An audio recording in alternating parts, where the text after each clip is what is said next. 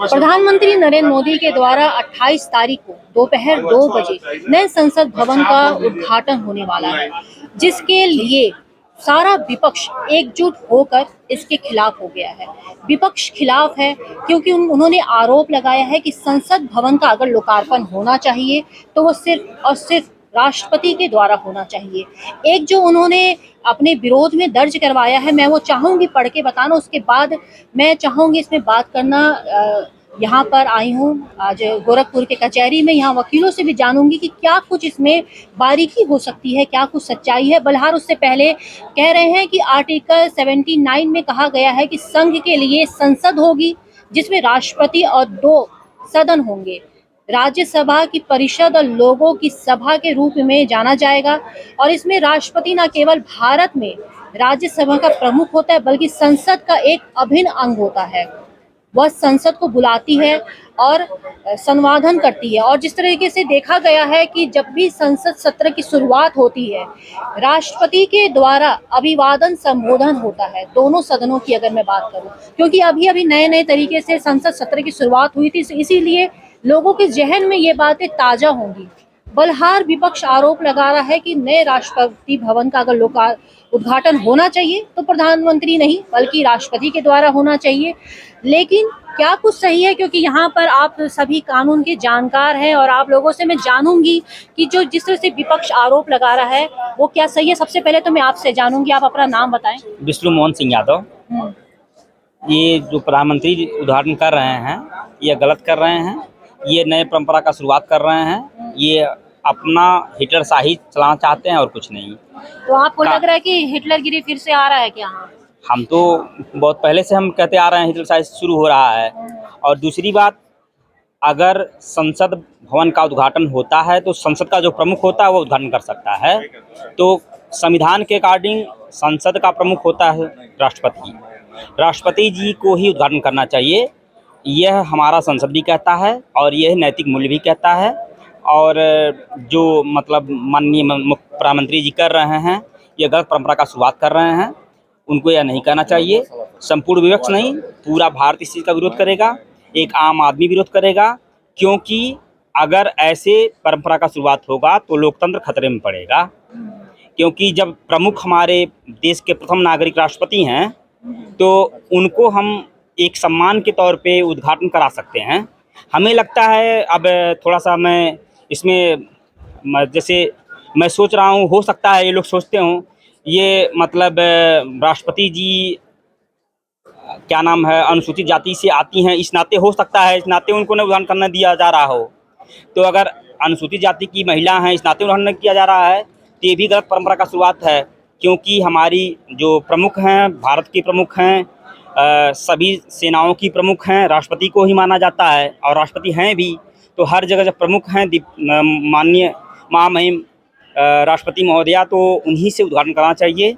और हम इस चीज़ का बहुत बड़ा विरोध करते हैं और अगर जरूरत पड़ी तो इसके लिए हम लोग आंदोलन भी करेंगे। अच्छा, आप लोग आंदोलन करेंगे।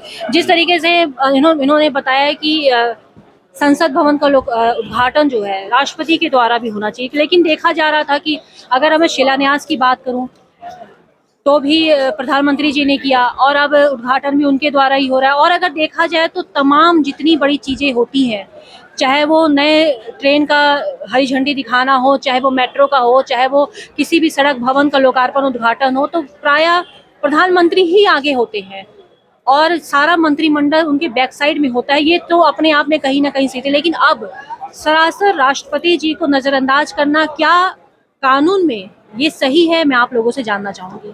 देखिए, भारत एक गणराज्य है, लोकतंत्र है और इसका एक अपना एक अलग संविधान है। इस संविधान के प्रमुख हमारे राष्ट्रपति होते हैं।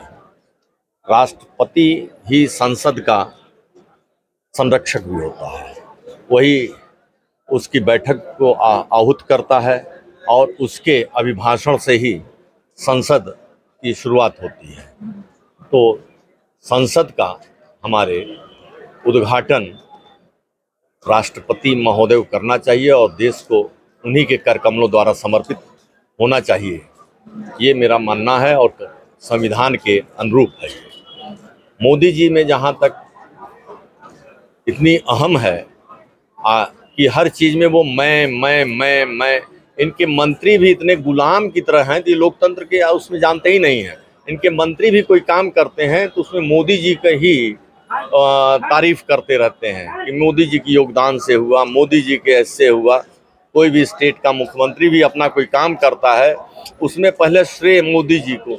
नमक का पैकेट भी जब जनता के लिए आया तो उस पर भी मोदी जी का फोटो छपा। वैक्सीन था उसमें भी मोदी जी। वैक्सीन जो अभी तक भारत सरकार चेचक से लेकर के पोलियो तक ड्रॉप पिलवाई और फ्री में भी सुविधा थी, लेकिन इन्होंने बाजारीकरण उसका किया, प्रचार किया, विज्ञापन इतना किया कि मोदी जी हैं तो ये फ्री मिल रहा है। केवल इनका काम है विज्ञापन, और विज्ञापन के सहारे ही अपने को स्थापित किए हुए हैं और जनता में भ्रम फैलाए हुए हैं। तो ये जो भी शिलान्यास के मुद्दे पे हैं इसकी हम भर्त्सना करते हैं, निंदा करते हैं। और तो ये जैसे कि संविधान की अगर मैं बात करूं तो क्या उसमें भी ये चीजें गलत हैं? तो आखिर प्रधानमंत्री इतने बड़े सर्वोच्च पद में वो खुद विराजमान है, तो वो इतनी बड़ी गलती कैसे कर सकते हैं? प्रधानमंत्री अगर लोकतंत्र, इस देश की स्वतंत्रता की लड़ाई में उनके संगठन का योगदान रहा होता, लोकतंत्र को, इस देश को लोकतंत्र स्थापित करने में उनका या उनकी पार्टी का योगदान रहा होता तो इसकी अहमियत को समझते। मोदी जी फासिस्टवादी विचारधारा के हैं और वह इसलिए हर बात पे अपने को इतने असहाय महसूस करते हैं कि हर समय अपने को मैं करके हर विज्ञापन, हर प्रचार में रहना चाहते हैं। आप डेली अखबार में देख लीजिए, असम का भी कोई भी काम होगा तो अखबार में, पूरे हिंदुस्तान के सारे अखबारों में बड़े फुल पेज पर असम के मुख्यमंत्री का और क्या नाम है प्रधानमंत्री का फोटो होगा। डेली कोई ऐसा अखबार नहीं है कि हर जहाँ भाजपा शासित प्रदेश है उसके मुख्यमंत्रियों का कोई विज्ञापन ना हो जिसमें मोदी जी ना हो, कोई भी मंत्रालय का हो, मतलब सारा विज्ञापन पे ही यह चल रहा है। कोई जमीनी धरातल पर इनका कोई काम जो जनता सीधे लाभान्वित हो, ऐसा कोई काम इनका नज़र नहीं आता है। फिलहाल एक तो बहुत बड़ी गलती ये थी कि राष्ट्रपति जी को इन्होंने इनवाइट तक नहीं किया। अगर उसमें कार्ड की हम बात करें तो उसमें भी यही सारी चीज़ें थी कि प्रधानमंत्री नरेंद्र मोदी के कर कमलों के द्वारा ये लोकार्पण उद्घाटन होना है 2 तारीख का, 28 तारीख 2 बजे तक का है। दूसरी तरफ से वो दिन इसलिए चुना गया, विपक्ष ये भी आरोप लगा रहा है कि उस समय सावरकर जी के जन्मदिन था और ये एक रीजन है कि उनके जन्मदिन पर खास तरीके से वो खास डेट रखा गया है। एक तरफ से महात्मा गांधी जी के हत्यारे के सपोर्ट करने का आरोप भी था उन पर, और दूसरी तरफ से राष्ट्रपति जी के अपमान की भी बात हो रही है। किस नज़रिए से आप देखते हैं इस चीज़ को? तो देखिए, जहाँ तक प्रधानमंत्री का सवाल है, प्रधानमंत्री जी को स्वयं की प्रचार का शौक है। वो नहीं चाहते कि हमारे किसी भी कार्य की उपलब्धियाँ कोई किसी और के हिस्से में जाए। संसद भवन का उद्घाटन हर हाल में राष्ट्रपति से ही कराना चाहिए था। राष्ट्रपति से न कराना ये लोकतंत्र के लिए ठीक नहीं है। इस समाज में और देश में और विदेशों में भी इसका गलत संदेश जा रहा है। राष्ट्रपति कहीं ना कहीं हल्का हो रहे हैं इससे। ये हम राष्ट्रपति का एक तरह से कहा जाए तो अपमान ही कर रहे हैं। राष्ट्रपति का सम्मान ही देश का सम्मान है, राष्ट्रपति से कराना चाहिए। और रही बात सावरकर जी के जन्मदिन पे होने की, तो ये तो जनता को समझना चाहिए। जबरदस्ती सावरकर जी को महान बनाने का प्रयास कर रहे हैं और जनता बखूबी समझ रही है कि सावरकर जी ने क्या किया है। सावरकर राष्ट्रपति महात्मा गांधी नहीं हो सकते।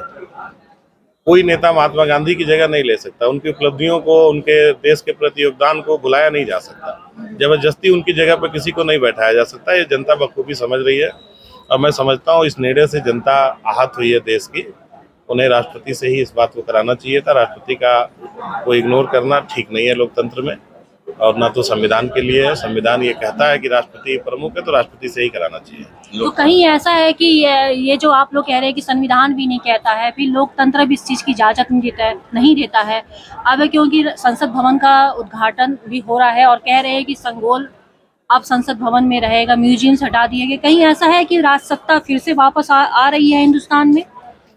इनकी जो हिटलरशाही सोच है वो अपनी सोच के अनुसार हर काम करता है। जैसे अभी आपने कहा ना, सावरकर जी के जन्म दिवस के अवसर पर यह उद्घाटन हो रहा है।